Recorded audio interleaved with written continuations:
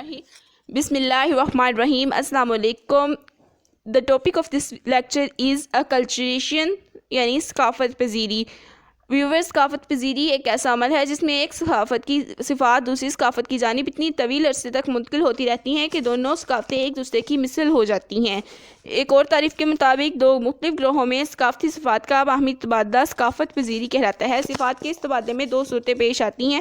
ایک، مستعار لی ہوئی صفات کو اپنی ثقافت میں اتنا جذب کر لیا جائے کہ وہ ثقافت کا جز بن جائے. دوسری صورت یہ ہے کہ صفات کا تبادلہ تو ہوتا ہے لیکن وہ صفات ان ثقافتوں میں مقبول ہو کر ان کا جز نہیں بنتی، جس سے دونوں ثقافتیں اپنا علیحدہ وجود قائم رکھتی ہیں اور اختلافات کے حدود اس میں قائم رہتی ہیں. وہ ایک دوسرے میں ضم نہیں ہوتی، جس طرح سکم اور بھوٹان کی ریاستیں ہند کے معاشرے میں ضم ہو چکی ہیں.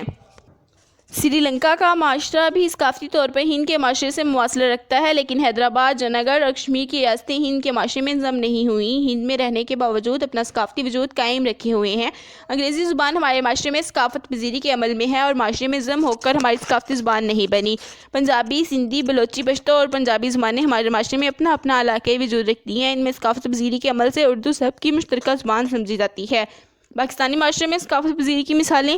ثقافت پذیری کا عمل ہمارے معاشرے میں کئی موقعوں پر مشاہدہ کیا جا سکتا ہے. یہ وہ عمل ہے جس میں باہمی اختلافات وقت کے ساتھ ساتھ ختم ہو جاتے ہیں. ہمارا معاشرہ دوسرے معاشروں سے تجارتی مال کے لین دین کا سودا کر کے مادہ ثقافت میں تغیر لاتا ہے، جس سے دونوں معاشروں کے اختلافات مدھم پڑ جاتے ہیں. جیسا کہ معاہدہ 1972 کے تحت ہندوستان کے ساتھ 1976 یا 1985 میں تجارتی کاروبار بحال ہوا، جو 1965 کی پاک جنگ کے بعد ختم ہو گیا تھا. اس سے پاک و ہند کی ثقافتوں میں تغیر ممکن ہوا جو ثقافت پذیری کے عمل کے ذریعے ہوگا. اسی طرح دوسرے معاشروں کے ساتھ ثقافتی معاہدوں کے ذریعے پاکستان اپنی ثقافتی وفود دوسرے معاشروں میں بھیجتا ہے، جس سے پاکستانی معاشرے اور اس کے ملک کے مابین معاشرتی اختلافات بھی وجود ہوتے ہیں کم ہو جاتے ہیں یا ختم ہو جاتے ہیں. ہمارے معاشرے میں مہاجر افراد بستے ہیں. ان کے رہن سہن کے رسم و رواج ایک دوسرے سے کافی مختلف تھے، لیکن یہ اختلافات اتنا کم ہوئے کہ مہاجر اور مقامی لوگ آپس میں محدود رشتے ناطے کرنے لگے. بیاہ شادی میں ایک دوسرے کو مدعو کرتے ہیں، مشترکہ کاروبار میں حصہ ڈالتے ہیں، معاشرتی زندگی کے تقریباً تمام پہلوؤں میں ایک دوسرے سے تعاون کرتے ہیں.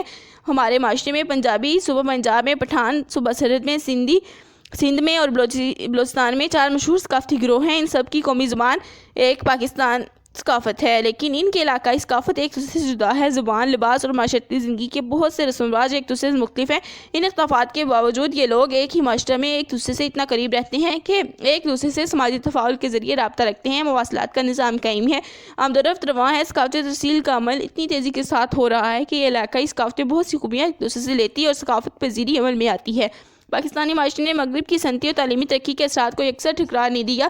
مغربی زبان، صنعتی اور حرفی ترقی، لباس اور رہن سہن کے انداز ہم نے اس حد تک مقبول کیے ہیں جس حد تک ہمیں بین الاقوامی تعلقات میں ضرورت پڑتی ہے. اس طرح عرب معاشروں کا انداز جو اسلامی رنگ میں پایا جاتا ہے بھی ہم نے اپنی معاشرتی کی زندگی میں اپنایا. اس طرح دنیا کے معاشروں کے ساتھ ہماری ثقافت پذیری کا عمل جاری ہے، لیکن زیادہ تر یہ تغیر دوسرے معاشروں کے ساتھ معاشرتی روابط کی وجہ سے ہے، جس سے ثقافت پذیری کا عمل ہو کر ہمیں معاشرتی تغیر حاصل ہوتا ہے.